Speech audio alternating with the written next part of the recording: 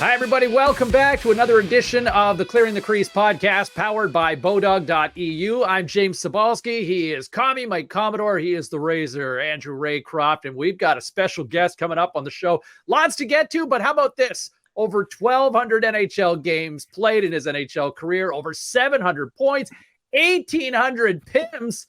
Talk about thugging it up. Scotty Hartnell in the house, and he's all clean shaven now. And Scotty, man, thanks so much for doing this. I mean, now we have another Sasky boy here on the show here this week. But before we go anywhere, I got to get, man, you have so many great defining moments. One of the great personalities of the last 25 years in the NHL. But, man, as soon as I hear your name, the first thing that comes to mind, I hope you're okay with this, suck it, PHANEUF. If you're a Maple Leaf fan or a Senators fan, Senator fans loved it. Maple Leaf fans did not, and it just came out right. It was amazing, and I liked Dion. It just came out right, and then we were playing Toronto probably a week later in regular season, and Dion was playing a little ornery, right? And I'm like, what's wrong with you, PHANEUF? I'm like, oh, you mad I made fun of you on national TV? And then he goes, how was your first All-Star game there, kid? I was like, okay, good one.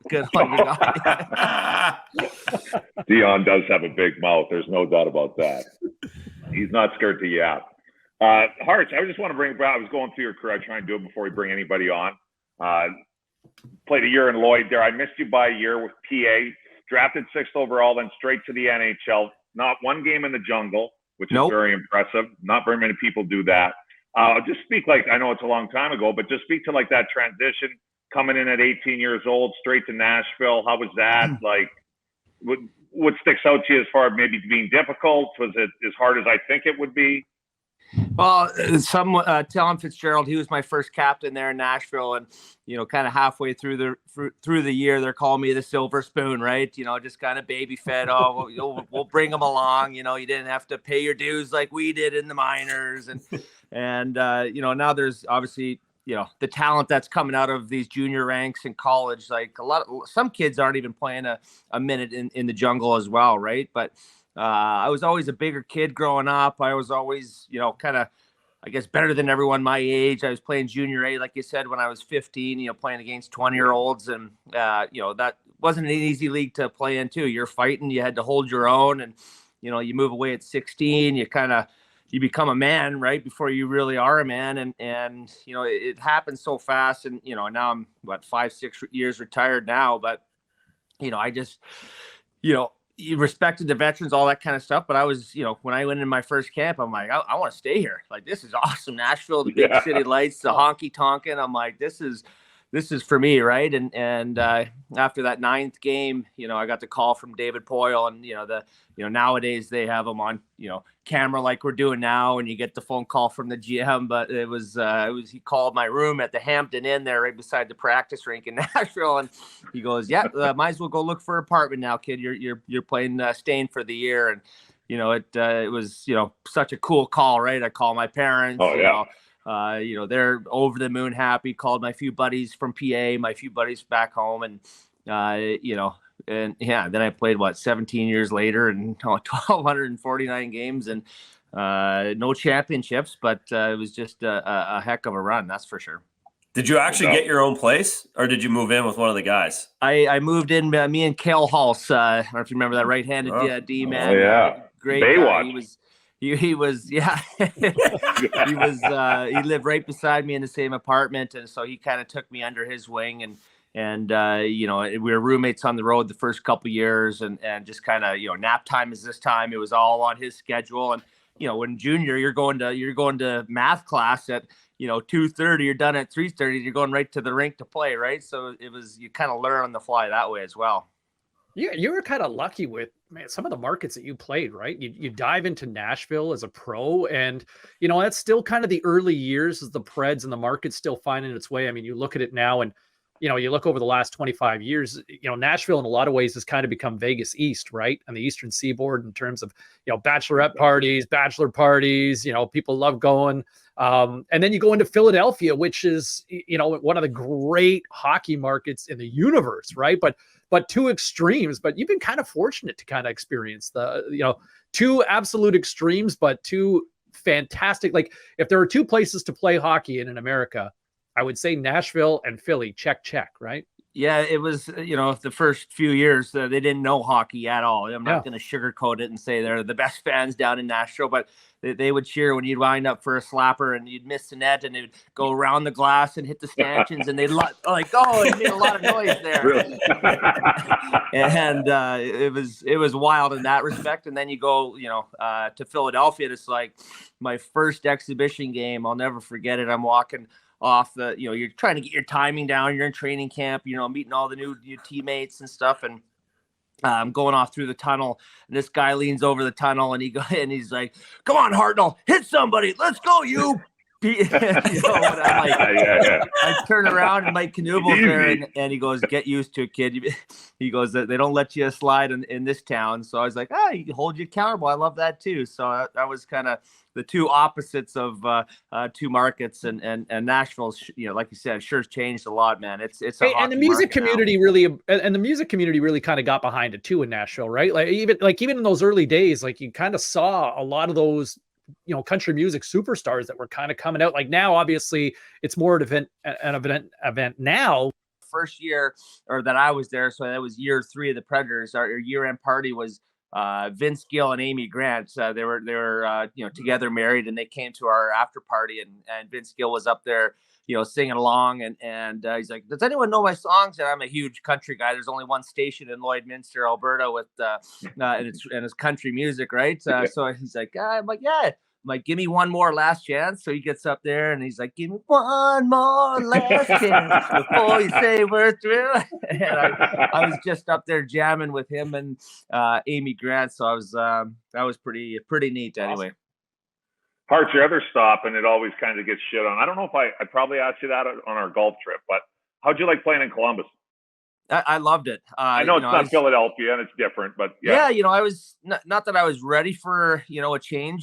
Just in Philly, just things kind of got stale. Ron Hextall made it clear I wasn't kind of going to be a part of what he wanted to do. New GM came in, and I was psyched to go, right. And I lived downtown, right beside Nationwide Arena. And then I moved out to Dublin, Ohio, on Muirfield Village Golf Course. And I was like, man, this is I could raise a family here. And just such great communities. The fans were, a little kooky when we went into, which is always a great thing. But yeah, it does. You're right. It does get shit on big time. Just everyone's like, I'm never going to play in Columbus. Heck, I said it. When I was playing in Nashville, I'm like, I would never come here. And then you go there and you end up loving it and just having a great time. And one of those cities, I think when they do have a perennial team that gets in the playoffs and finally goes deep, it's going to be a pretty cool town to go to a hockey game. What's your best on ice memory? 1,250 games. What's your favorite story? Best memory? Probably the game 7 comeback against Boston when we were down 0-3 against them. We were playing good. We were still losing games, and you win one game, you're down 3-1, down 3-2, 3-3, and we get into game 7 in Boston, which is like one of the coolest arenas as well.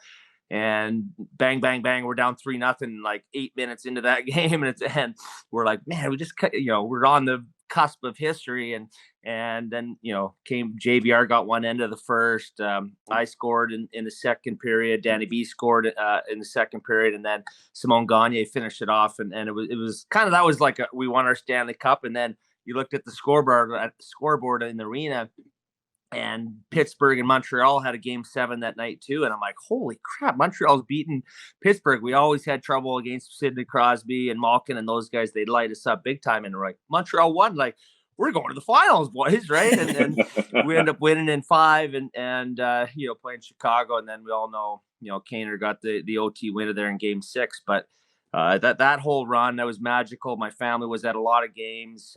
I just got divorced, so I felt like I was a free man under the old reign that was dominating me. So got out of the old regime. Exactly.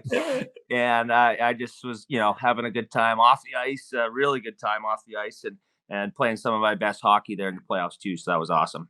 It's funny because, typically history remembers the winners, right? And so that Kane, Taves, and obviously the coming out party for the Hawks in that period. But man, I think a lot of people forget, Scotty, just how freaking good that Flyers group was that went to the final. Like you talk about, like you had a magical comeback. Like not a lot of teams in the history of hockey have come back from down 0-3 and then to come back and win in 7 games and to do it against Boston. But Pronger, Briere, Carter, Richards in their absolute prime, Claude Giroux coming out party for him. Like, if all your goalies aren't hurt, man, maybe it's a different story, but man, like how good was Chris Pronger with you guys still at that period too? Yeah, right? we called him the Beast just because he just, his long reach and he could do everything. He got away with more on the ice from the referees than anyone else I think that I've ever seen play the hockey game.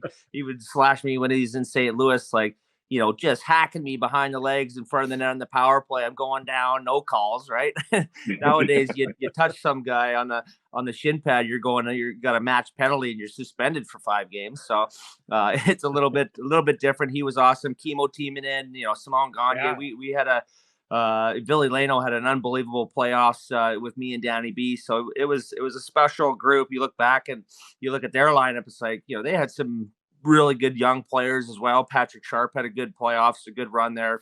Big but buff. Yeah, it was like, man, how did we not win that? So it's one of those, things you look at the end of your career and you think you're going to get back the next year and you think you're going to, it's so easy to get there because it seemed easy, right? With the win against Montreal in the Eastern Conference Finals, but it's a grind. It's the 82 games, the playoffs, everything. You have to really run into some luck, but also have a really, really good team. It's a heck of a team off the ice too, huh? That's a pretty good lineup off the ice. There was. I heard a lot about the off ice.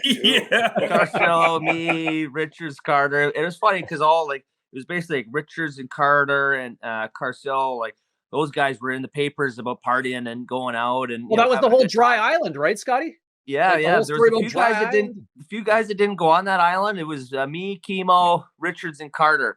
And you can't force someone to do something you don't want to do, right? And a couple weeks into that Dry Island, we're at a club called Recess, like after hours, and we're looking at some of the guys that were on Dry Island. We're like, whoa, I'm telling on you tomorrow when we go to the rink, you dirty dog. And so sure enough, someone let the cat out of the bag, and so we all had to fess up to it in front of everyone, or the guys that were on the island had to put their hands up, like you get sent to the principal's office. So it was Laviolette did it. I think more to kind of just, I don't know, he just got into our team, right? We just fired John Stevens, so he's trying to get the guys to come together. And I think some guys did it, some guys didn't, some guys cheated on it, but it was more of a fun thing than kind of trying to lay the smack down. But yeah, we definitely, to go back to the off ice activities, those guys always maybe got the bad rap where I'm just sliding in there, just got divorced, I'm going out with these guys just as much as they're going out, and my name wasn't mentioned once in the papers. Perfect. That's the way to go. Hartz, last time I saw you, obviously we went on that golf trip. You, me, Jake Voracek, and Dorsett joined us.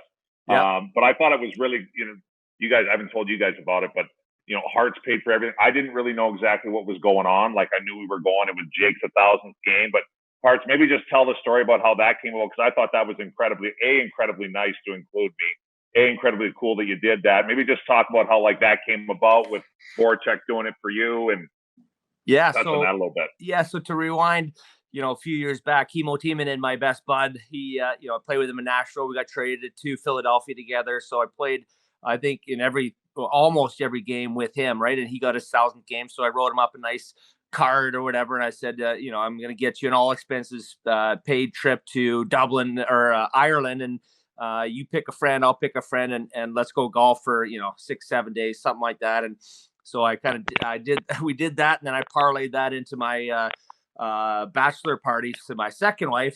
And so we went to Iceland for like 3-4 days. So we were gone for a couple weeks, and liver wasn't the same after that trip. But and then so Jakey, I love playing with Jakey, as you know, Kami, one of the best teammates, one of the best human beings, like salt of the earth guy, and he's not afraid to throw around some cash. So he he got me a trip for my 1,000th game to go to Paris, France. Not as couples, but to go watch the French Open. And it was awesome. We saw the weekend, the finals weekend of the women's final, men's final. It was to go there, and I'm a big tennis guy now, so that was pretty sweet. So for Jakey's 1,000th game, I was like, well, let's go on a little golf trip. I'll pick you up in a PJ. So me and Kami and Jakey, and then Dorset kind of jumped on the back end. We were supposed to go to Bruce Springsteen in Columbus, but he got COVID, so we kind of scrambled. Well, we didn't do anything that day, and then we PJs down to Charleston, South Carolina. Nice hotel, nice dinners. I told everyone to keep their wallets in their pockets. A couple late nights, and played the ocean course a couple times, and just had a real. I thought it was a great trip, and then we PJ'd back to Philly here, and then brought some of Jake's old teammates over to my house here, and had a bunch of beers as well, and just a great time. Lots of great memories, and I think Jakey still owes me some money from that trip. Actually, thanks for reminding me. I'm pretty sure he does, actually. So you're a tennis guy now. So give me your. I mean, we've just gone through the greatest golden age of men's tennis, right? With Federer, Djokovic. You got Nadal in there as well. Like, who's your guy? I love Nadal. Well, my wife would probably make me say Federer, but Feds was just so classy. He's just so smooth out there. I just loved how Nadal would work on every single point. First point, middle point of a match, just the comebacks, the domination at Roland Garros. Incredible. I'm not a huge fan of Joker, just because I think he's a dink, but anyway, he'll go down as the best ever. I think he's good. Personality wise, I don't think anyone compared to Rafa or Feds for sure. Well, I'm kind of in enemy territory right now since we're off the hockey a little bit. You're wearing Phillies gear. I'm sitting here in Arizona. I know the Diamondbacks were all fired up. They had that 5-game winning streak, which came to a screeching halt in Philly. You've been going to a couple of games. I mean, I've watched some of it on TV. Philadelphia looks insane. I mean, they're blasting the ball out of the hole. It seems like every other hit, it is a home run for the Phillies. How's it been going to the game? It's awesome. I took my son to a game last series. It was like he's 5 years old and he's sitting there juggling his balls, just like they do when they get a double. I'm like, oh my God, I hope he doesn't do this at school. Don't do it at school. But it's literally, you don't no matter what pitch it is, everyone's standing the whole game, right? And everyone has nice, comfortable seats that they could sit down and cheer, but they're standing the whole game. They're couple hours before, at least. They wait for the dancing on my own song every time they win. It's one of the coolest things I've seen. So it's so awesome to be a part of it. And for the Flyers now and the Eagles, they almost won last year, and it's just like it's just a great time to be a Philadelphia sports fan. But it doesn't even compare to any other. I've watched a bunch of games, baseball games on TV, and it's at 3-2 count, bottom of the ninth, and and they need a hit, and they're not even standing. Like they're just like, oh, he's gonna get out, and I'm like, Jesus, put some effort behind your team there. What now, Hearts? What now? How's life after hockey? Are you enjoying it? Do you miss the game?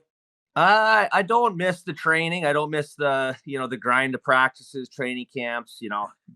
They're on game 4 right now. Like, oh my God, we got 78 more to go.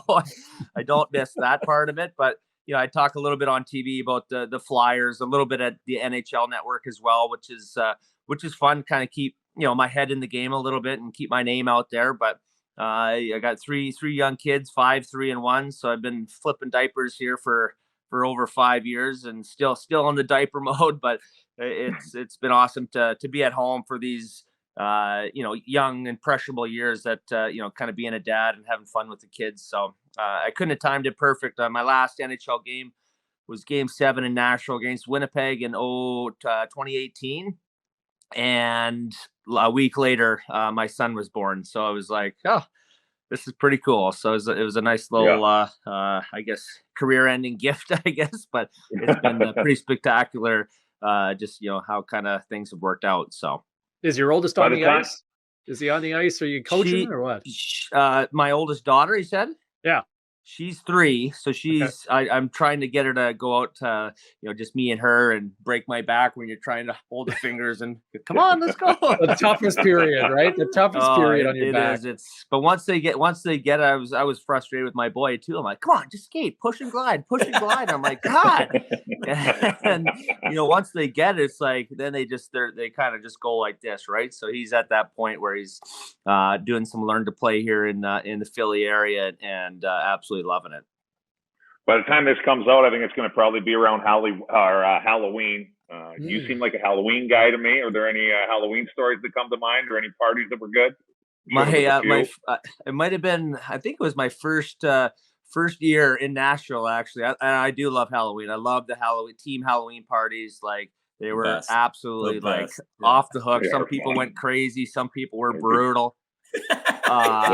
But for me, we were at the team one, so there was all management and coaches and stuff like that there too.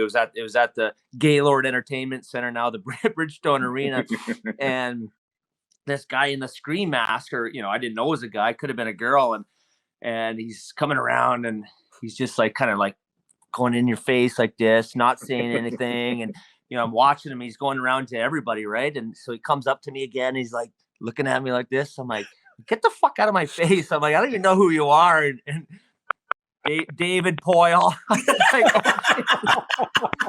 was like, okay, I'm getting traded for sure now. So that wasn't my finest moment, but honestly, it was creeping me out and everyone else because everyone was talking about it. So one of the best costumes actually I've heard was Mike Green from LA, the big defenseman, and North Dakota guy, right? North Dakota guy. Yeah, and his costume was a washroom attendant. So he, at the house party or whatever, he stayed in the bathroom. So all the girls and all the guys that came into the bathroom, he sat there with mints, with condoms, with bubble gum, with hand towels, and he sat in there and he got to talk to everyone because everyone came in there, and he just sat there, was the washroom attendant for 2 hours or 3 hours, whatever it was. I thought that was pretty unique. That's a good one. That's amazing. You never dressed up as a Riders fan, putting the watermelon on your head or anything like that? No, nothing stupid like that. We got we're doing family. We've done a family themed Halloween here the last couple of years, and my son's into the Mario Kart, obviously with the movie coming out, and Super Mario Bros. So I'm Luigi, he's Mario, and then my wife and daughter are Princess Peach, and then our baby is going to be Toad. So that'll be pretty fun. Awesome. Thanks so much for doing this. Yeah, thanks, guys. What a great David Poyle story to go out on, too. So. All right, see you, veterans.